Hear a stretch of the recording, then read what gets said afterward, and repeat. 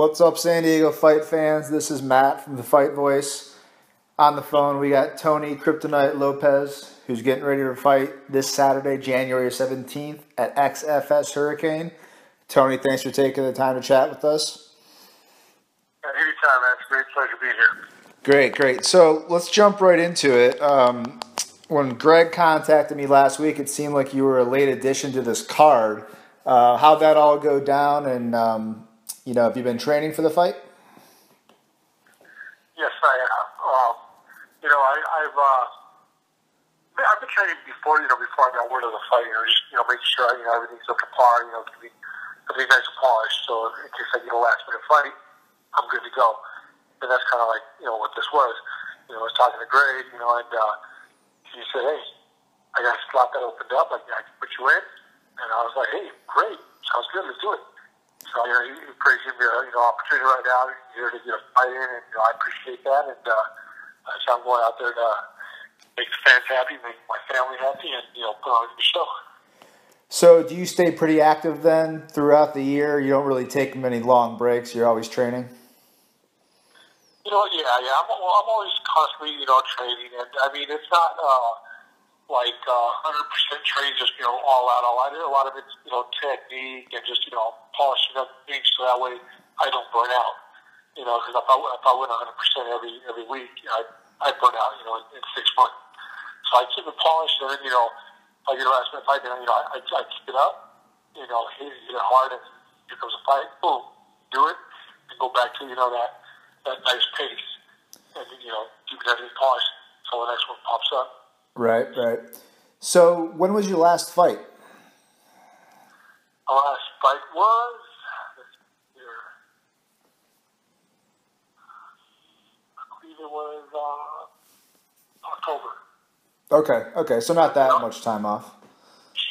Yeah. No, I mean that for me right now is a long vacation. Because usually Thanksgiving, Christmas, months are always slow for me. But right. I try to fight anywhere from every 6 to 8 weeks, just to keep everything going. Right. If I take a longer break from that, it feels like it's just forever. So you have a good amount of fights under your belt, and then you've also fought some guys, some ex-UFC guys, and some really respectable fighters. A pretty remarkable career for yourself. How much longer do you see yourself getting in the cage? Right now I take it pretty much year by year. Yeah. And the last couple of years, I haven't worked in my favor. So, this year is going to be the final deciding factor. If I do what I got to do this year, hey, I might push on one more year. Right. If this year is as bad as the last couple of years, then you know what? I'll know, hey, this is where it stops. So. Yeah. So you still have that drive though right now to get back in there. Yeah, definitely. I mean, I still feel, I'm capable of doing everything. I don't feel like, all these injuries hurt me, that just slowed me down, blah, blah, blah, my age or anything like that. So everything feels good for me to perform. So that's what tells me I can go. But it's like I said, it just depends if I keep on winning, hey, I know I'm good for it. But if I'm roller coaster, winning a few, losing a few, then I'm like, nah, you know what? I don't want to be a 50-50 fighter. Right. So what would be one word to kind of describe your MMA career so far? One word.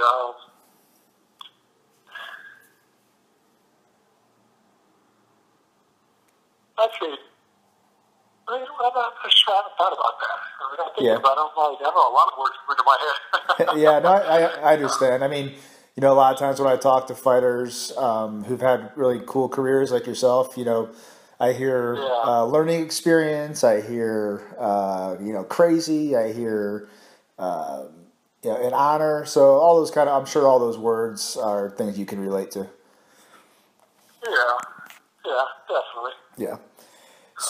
So what's the toughest part about a fight like this on short notice when you don't really know the opponent? You might not know what his strengths are. How do you kind of get around that? What's the toughest part about fighting my opponent, Coach said? Well, someone that you might not know of, or you might not have a lot of time to game plan for. You know what? I don't ever really look at it that way. To me, every opponent's the best opponent I'm going to have. So every option I take, I usually, my wife, does a little background check on my opponents and says, hey, you know what? They're more on the ground. They're more on the stand. They're good with their hands. They're good with this. She points little minor things out that I have to watch for. So right. To me, it's like, okay, that's all I got to watch for. So I don't over study somebody. I say, okay, you know what, this is where they're sharp at. So I got to be ready for that. But now I just got to be sharp. I'm sharp with everything I have. So if I'm crisp with my stuff, their stuff shouldn't really affect me too much as long as I can avoid it. Right. What would you say is your biggest strength right now at this point in your career? What part of your game? My biggest strength is my kicks. It takes a fight. If my kicks are on point, there ain't nothing that's going to happen. You just kicking the hell out of somebody and running the fight. And that's how I feel right now. My kicks feel sharp. They feel good. My legs, my movement on my legs, everything feels where it needs to be. Right. And tell me a little bit about your relationship with XFS, Explode Fight Series, and Greg. You've had a number of fights with them, I believe. Just kind of describe the experience overall and kind of how you've went in the cage for Greg and the XFS team. Well, actually, this will be my first fight for Greg, but we have a history. Okay. Where there's been opportunities where I've had a chance to fight for him, but whether it's the opponent gets hurt or something backs out or something happens to me, it's never happened. But like I said, we've got a relationship beyond the cage and stuff. And like I said, he's a great guy, and like I said, he's giving me an opportunity right now to help me out in fighting for him and stuff. So I mean, like I said, it's a great place. Like I said, his character is really good. Right. That's what I like. He's a man of his word, and it makes everything easier when you can trust somebody. When they talk to you and tell you, hey, this is what I got, this is what we can do, and it comes through. Right. So tell me a little bit about how MMA has really evolved over the years, and you being someone who's been at this for a long time. What's kind of a message you may have for some of the younger MMA fighters out there? Just tell them, what they need to look out for or what they should think about for the rest of their careers. The one thing I tell anybody looking to get into the sport or that's starting out already in the sport is be very versatile. And besides, everybody always said, hey, if you're regular, you got your regular stance, they say, hey, just perfect that side, do everything you can to, be the best at, your side, the position you stand at. It's false, be good at both sides. I switch stand. Because if I'm standing there, someone beats the hell out of my leg with leg kicks. Now I can't post on my front leg to punch. Then I put that hook in the back. Now I'm fresh with my left leg in the front. I can move around and I can still do what I got to do. You got to be able to punch, kick, elbow, everything, both sides. You can't just say, hey, I can only do this from the right side, or I can only take them down from, with my left leg in the front, stuff like that. You just got to, be able, well-rounded. You have to be well-rounded with everything. Right. So last two questions, and again, we have Tony Lopez on the phone here talking about XFS Hurricane coming up this Saturday, January 17th. I noticed on Facebook you had a little injury or something from the weekend on your hand. Is that correct? Yeah. How's that? It looked pretty nasty in the photos. So wanted to check in and see how that was doing. Yeah, no, you know what? It was, the funniest thing, it was just a splinter. But the thing is, it went in between, or I should say, I went under my nail. And, I couldn't get it out. So I had to go down to, the ER and have them. They actually pulled my nail off to get the splinter out. Jesus. So that's why it was so gruesome. But, the nail, I mean, it's almost, my finger's fine. so it's just nail with. Yeah. I just, I said, the goose because I have a nail on it. But other than that, the figure's good. Right.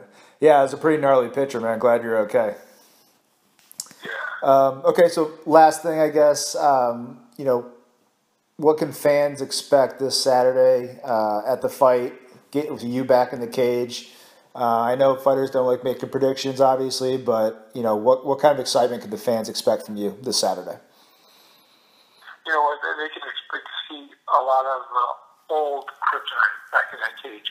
When I first came out and I set my kicks wrong point, I was just finding kicks left and right. My hands were going here and there, but it's like it's going to be all about my kicks. I'm going to be dancing with my kicks all through the ring. So great. It's going to be a nice show for people to watch.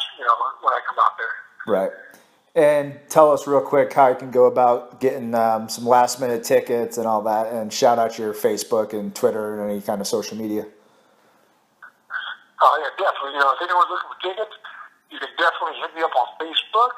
They're Tony Kryptonite Lopez, or you can inbox me, whatever. You can also give me a call. Text me. That's the easiest way. Just text me at 951-660-5128. And we'll go from there, And like I said, I appreciate all the support you guys give, and it helps me out. I appreciate it. Absolutely, it's our pleasure. Looking forward to it. Good luck, and I hope 2015's the year of Kryptonite. And looking forward to your fight. Thanks a lot. I appreciate that. All right, man. We'll talk soon. All right, have a good one. All right, you too. Bye-bye. Okay.